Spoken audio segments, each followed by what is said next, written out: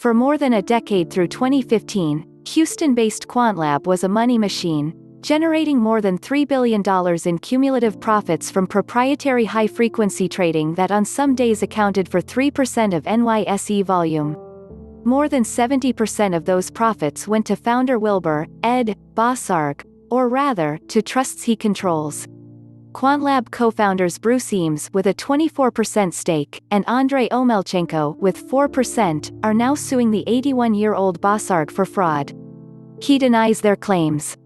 Bas Sargas is also facing a fraud suit from the founder of a Bahamian stem cell clinic that he funded, took control of and received multiple treatments at. He said in a deposition, bad ankles, bad knees from skiing, muscles that pulled out. When you reach 70, 75, various things start going wrong and you have to deal with them.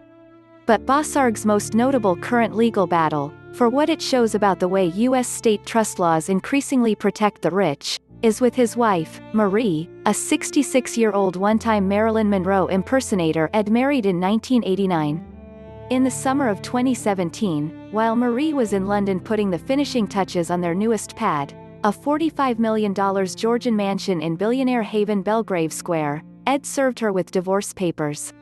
Marie says she was shocked.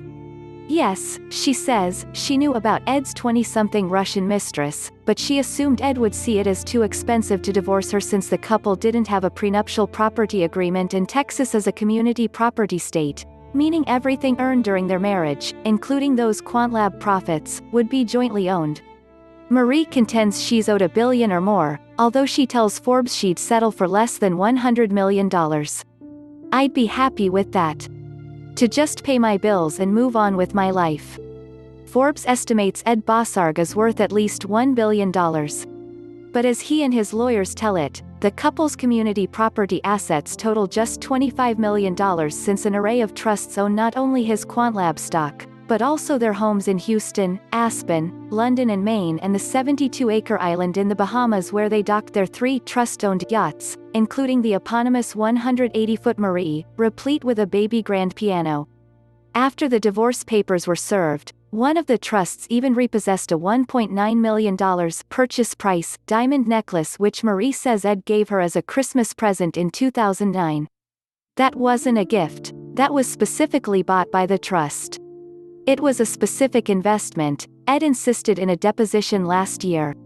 After failed mediations and endless hours of depositions and hearings, the divorce was headed to a Houston jury trial in April, then COVID-19 hit. Meanwhile, Marie says the $20,000 a month in spousal support she gets all goes to her attorneys and she can't afford to keep fighting, or even get her front teeth fixed. I have 4 teeth that I knocked out very young skating. The bridges are getting ready to come out.